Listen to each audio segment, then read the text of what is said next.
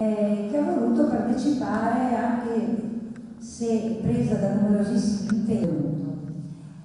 Quindi adesso io lascerò subito alla Presidente Serracchiani che voi benvenuti a Udine, in Friuli Venezia Giulia, perché io sono stata via 8 mesi con i propri figli e credo anche di dover ringraziare, anzi sono assolutamente convinta, la scuola, il preside, insomma tutti gli insegnanti per queste occasioni e per queste opportunità di scambio. Quindi non so come si dice, buon studio, non credo buon lavoro perché viene vicino a Venezia. Per cui c'è questo piccolo particolare, bisognerà buone prassi tra francesi e italiani. Quindi un benvenuto ancora nella nostra regione, benvenuti.